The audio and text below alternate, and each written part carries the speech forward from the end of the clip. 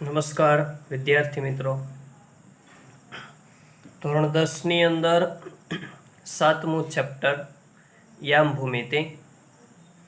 બોર્ડની પરીક્ષા માટે આ પ્રકરણ 4 ગુણનું છે, જેમની અંદર બ્લુપ્રિન્ટ મુજબ આપણે જોઈએ તો એક માર્કનો ક્વેશ્ચન અને એક 3 માર્કનો ક્વેશ્ચન એમ કુલ મળી અને આ ચેપ્ટર 4 ગુણનું છે.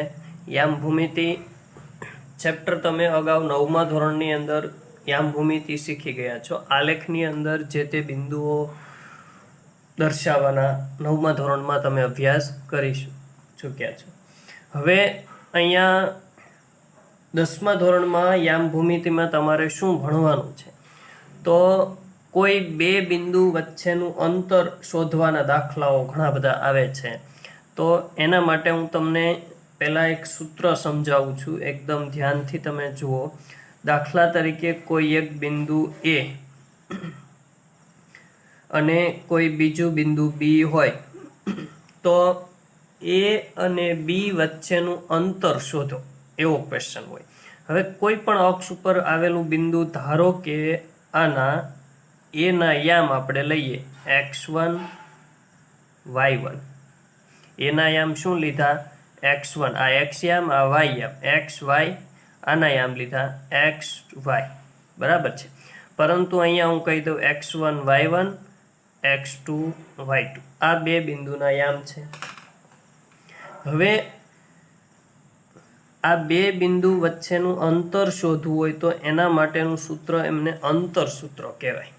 ધારો કે એ અને બી બિંદુ વચ્ચેનું અંતર કેટલું છે, અહીંયાથી અહીંયા સુધીનું કેટલું અંતર છે, તો આ અંતર મેળવવા માટેનું એક સૂત્ર છે જેને અંતર સૂત્ર કહે છે.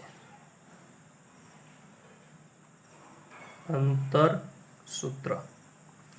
તો બે બિંદુ વચ્ચેનું અંતર મેળવવા માટેનું સૂત્ર હું તમને સરળતા માટે ડાયરેક્ટ સમજાવું. AB નો વર્ગ બરાબર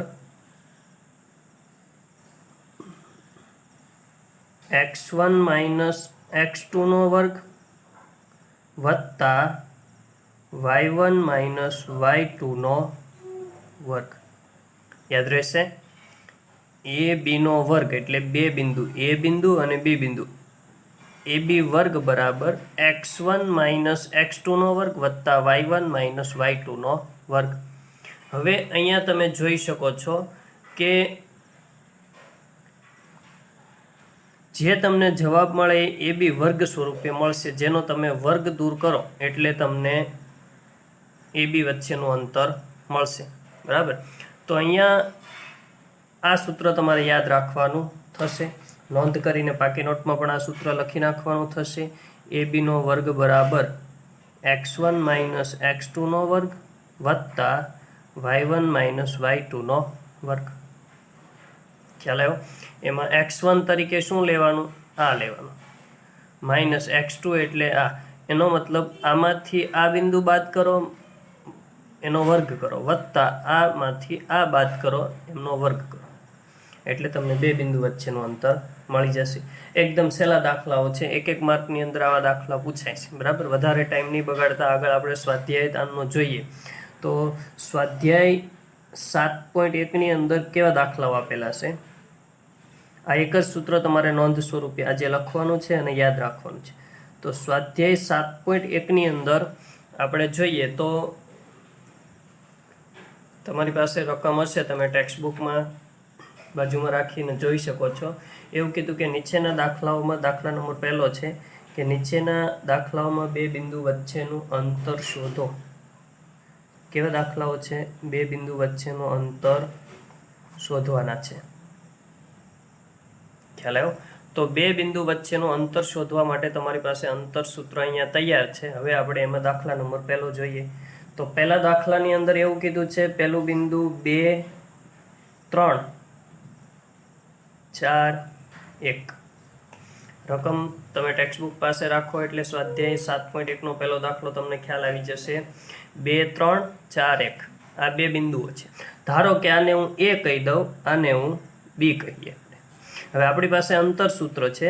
અહીંયા હોય એને x1 y1 x2 y2. આને શું કહેવાય?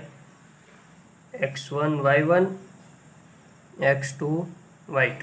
હવે આપણી પાસે જે અંતર સૂત્ર છે એનો ઉપયોગ કરીએ તો ab નો વર્ગ બરાબર x1 માઇનસ x2 નો વર્ગ વત્તા y1 માઇનસ y2 નો વર્ગ. એમની અંદર કિંમત મૂકે x1 માઇનસ x2 એટલે 2 માઇનસ 4 નો વર્ગ વત્તા 3 માઇનસ 1 નો વર્ગ, 3 માઇનસ 1 નો વર્ગ, 2 માંથી 4 જાય માઇનસ 2 નો વર્ગ વત્તા 3 માંથી 2 જાય 2 નો વર્ગ, માઇનસ 2 નો વર્ગ 4 પ્લસ 2 નો વર્ગ 4, બરાબર. એટલે શું થશે? 4 પ્લસ 4 એટલે 8. એટલે આ એ બીનો વર્ગ મને મળે છે. આપણે અંતર જોઈએ તો વર્ગ દૂર કરવો પડે, તો 4 એટલે 2 વર્ગમૂળમાં 2, 8. 8નું વર્ગ દૂર કરીએ એટલે શું થાય? 2√2. ખ્યાલ આવી ગયો? આ રીતે આપણે જવાબ મળશે. એકદમ સહેલો દાખલો છે. ત્યાર પછી એમાં આગળ દાખલા નંબર બીજો આપેલો છે. ટોટલ આના 3 દાખલાઓ છે, પેટા દાખલા પહેલાના. તો બીજા દાખલાની અંદર શું કીધું છે? -5, 7 અને બીજું બિંદુ છે -1, 3. હવે આપણે જોઈએ, સૌથી પહેલાં શું કરવાનું? નામ આપી દઈએ એ અને બી. આ બિંદુને શું કહી દઈએ? એ. આમને કહીએ બી. તો અહીંયા આપણે લઈએ x1 y1. આ સરળતા સમજવા માટે લખું છું, જરૂરી નથી. આને કહેવાય x2 y2. હવે આપણી પાસે સૂત્ર કયું છે? એ બીનો વર્ગ બરાબર ડાયરેક્ટ મૂકવું x1 માઇનસ x2 નો વર્ગ -5 માઇનસ માઇનસ પ્લસ 1 નો વર્ગ વત્તા 7 માઇનસ 3 નો વર્ગ. આમાંથી આ બાદ કરીને એનો વર્ગ કરવાનો, 7 માઇનસ 3 નો વર્ગ. હવે અહીંયા તમે જોઈ શકો 5 માંથી 1 જાય તો -4 વર્ગ વત્તા 7 માંથી 3 જાય તો 4 નો વર્ગ. આવું થશે, બરાબર છે. એટલે અહીંયા શું થયું? 4 નો વર્ગ 16 વત્તા 16 એટલે કેટલા થયા? 32, બરાબર. આ મને મળ્યું એ બીનો વર્ગ. આપણે એ બી મેળવવું હોય તો 32નું વર્ગમૂળ શું થશે? 4 વર્ગમૂળમાં 2. એટલે તમને ખ્યાલ આવ્યો ને? 4નો વર્ગ 16, 2નો વર્ગ √2 નો વર્ગ 2 એટલે 16 દુ 32. આ રીતે જવાબ મળશે 4 વર્ગમૂળમાં 2. એટલે આ બે બિંદુ વચ્ચેનું અંતર આટલું થયું. ખ્યાલ આવ્યો? નેક્સ્ટ ત્રીજો દાખલો.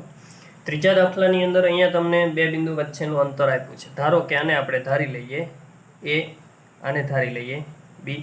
મેં તમને અગાઉ સમજાવ્યું, સરળતા માટે આને x1 y1 કહેવાય, આને શું કહેવાય? x2, આને કહેવાય y2, બરાબર. તો આપણી પાસે સૂત્ર કયું છે? એ બીનો વર્ગ બરાબર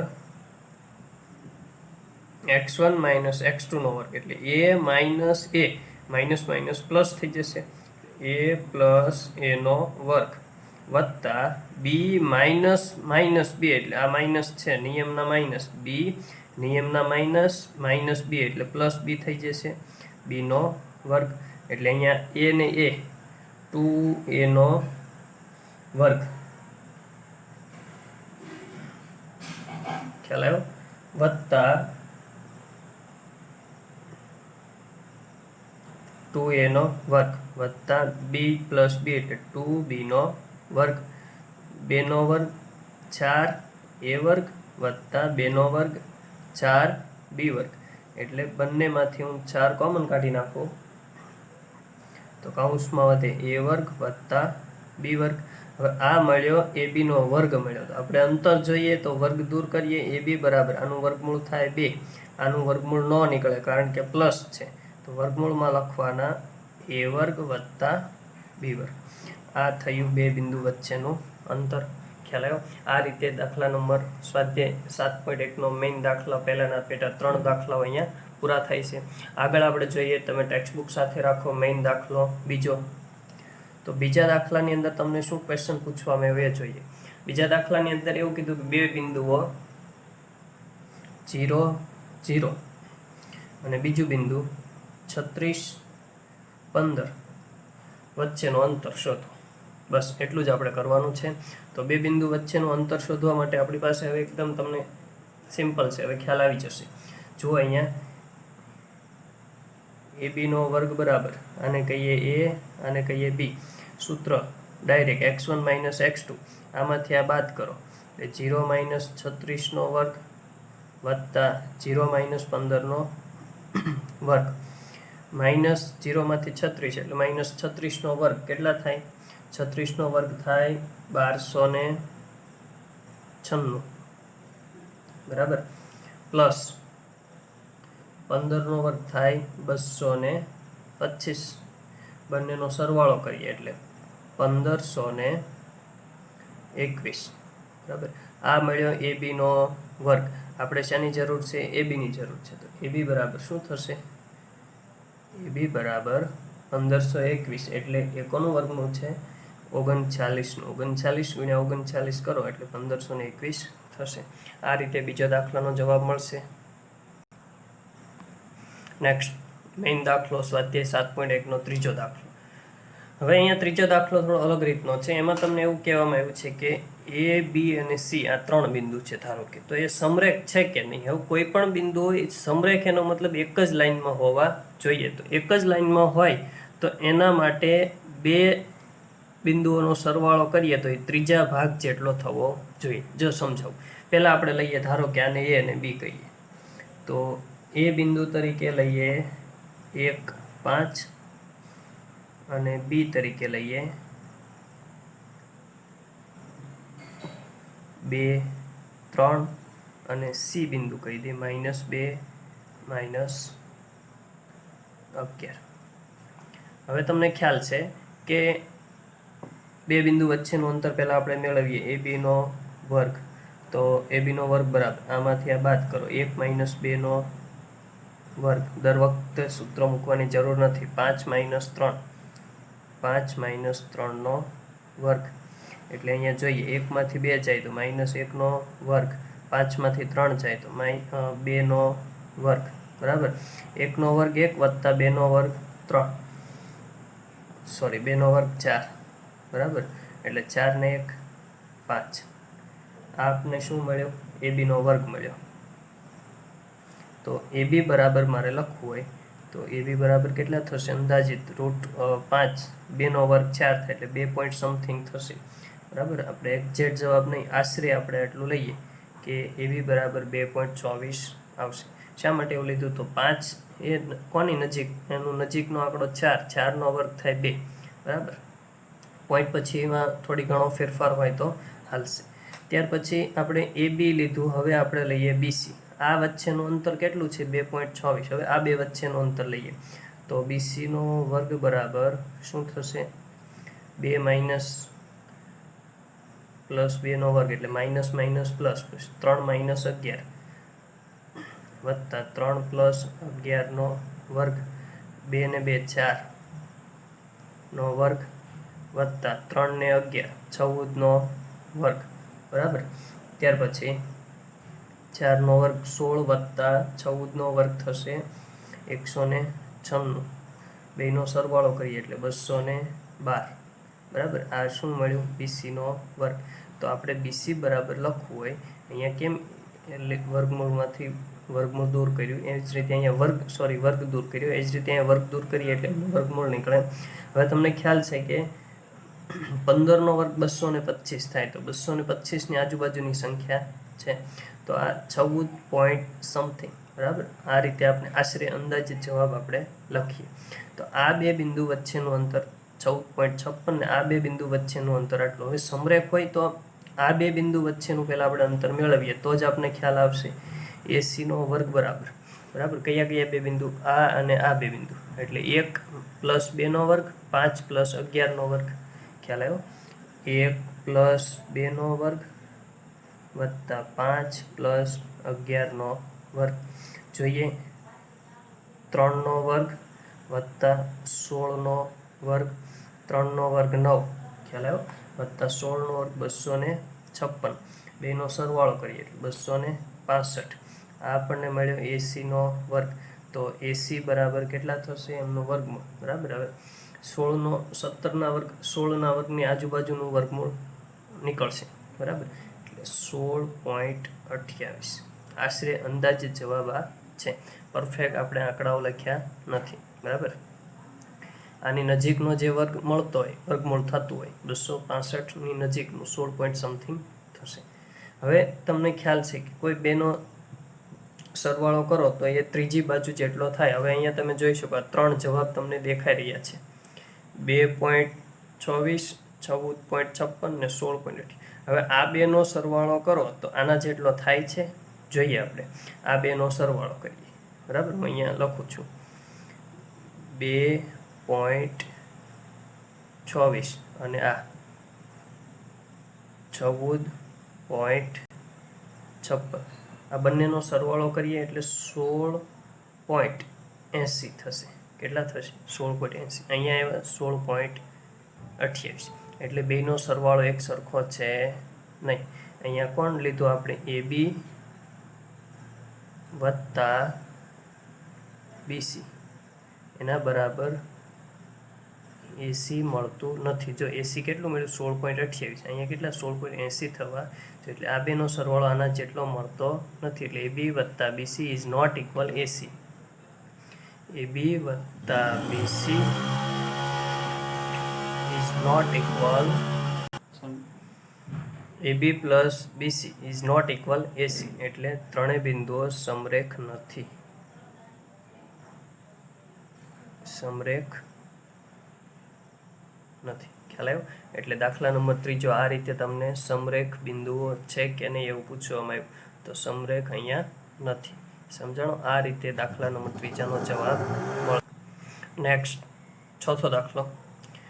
છકાછોકે એવું કીધું છે કે 5 - 2 6 4 ને 7 - 2 એ સમદ્વિબાજુ ત્રિકોણના શિરોબિંદુ છે. હવે સમદ્વિબાજુ એનો મતલબ આ બધી બાજુના માપ મળે એમાં બે બાજુ સરખી મળવી જોઈએ. તો આપણે ચકાસીએ. પહેલાં આને A અને B કહીએ, A B અને C એવા નામ આપીએ. તો પહેલાં AB વચ્ચેનું અંતર મેળવીએ. તો AB નો વર્ગ બરાબર શું થશે? 5 - 5 આમાંથી આ બાદ કરીએ -7નો વર્ગ વત્તા -2 પ્લસ 2નો વર્ગ. બરાબર, આ રીતે આપણને બે બિંદુ 5 માઇનસ ઓકે પહેલાં આપણે AC મેળવી લઈએ. બરાબર, 5 - 7નો વર્ગ આ બે બિંદુ AC. તો શું થાય? 5માંથી 7 જાય તો -2નો વર્ગ વત્તા 0નો વર્ગ. એટલે શું થાય? -2નો વર્ગ 4 વત્તા 0 એટલે 0. એટલે AC નો વર્ગ આપને કેટલો મળ્યો? 4.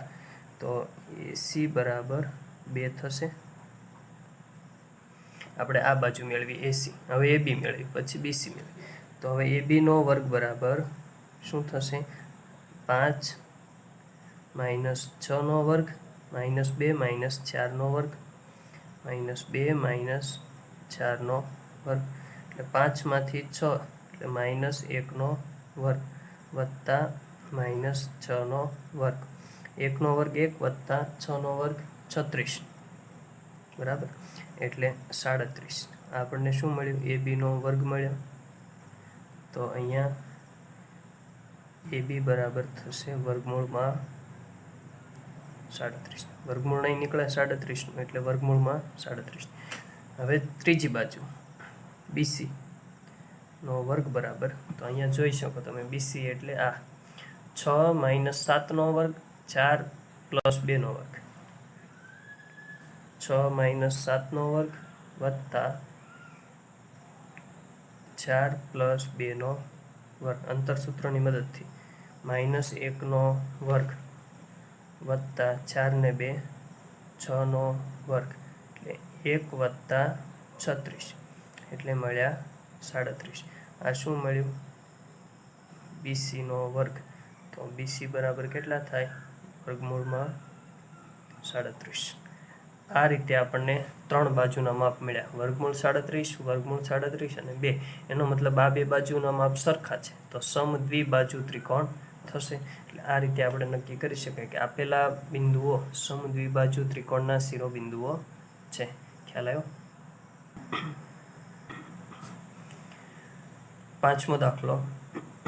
અહીંયા તમે રકમની અંદર જુઓ, તમને એક કોષ્ટક આલેખ આપેલો છે, સ્તંભ અને હાર, બરાબર. તો એમાં તમે રકમ બાજુમાં રાખજો તો જ આ દાખલામાં ખ્યાલ આવશે. અલગ અલગ બિંદુ આપેલા, દરેક બિંદુ ઉપર કોઈ વિદ્યાર્થી બેઠેલ છે. હવે એ બિંદુ તમે રકમમાં જુઓ, એ બિંદુ ઉપર જે વિદ્યાર્થી બેઠેલ છે એમની એક્ઝેક્ટ નીચે તમે જુઓ તો એક્સ અક્ષમાં જુઓ તો 3 આવશે. એ બિંદુમાં જુઓ, રકમ બાજુમાં રાખો તો જ ખ્યાલ આવશે આ દાખલો. એ બિંદુ છે રકમમાં જે તમને ગ્રાફ આપેલો છે એમાં, એ બિંદુમાં એક્ઝેક્ટ એની નીચે જુઓ તો 3 હશે, તો એનો એક યામ 3 થાય. અને એની સામે તમે આ બાજુ વાયએક્સ ઉપર જુઓ તો 4 થશે. એ જ રીતે બી બિંદુમાં તમે નીચે જુઓ તો 6 થશે અને વાય ઉપર 7. આમ દરેક વિદ્યાર્થી અલગ અલગ બિંદુ ઉપર બેઠેલ છે. સી વિદ્યાર્થી જે બેઠો એમાં નીચે જુઓ તો 9 એક્સ અક્ષ ઉપર અને વાય અક્ષ ઉપર 4. એ જ રીતે ડીમાં તમે જુઓ તો 6 અને 1.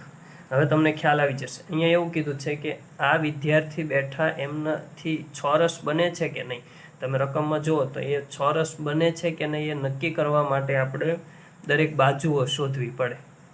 જો દરેક બાજુના માપ એક સરખા આવે તો કહી શકાય કે આપેલ બિંદુઓ ચોરસના બિંદુઓ છે. તો પહેલાં આપણે એ બી વચ્ચેનું અંતર મેળવીએ. હવે તમને ડાયરેક્ટ સમજાવું છું.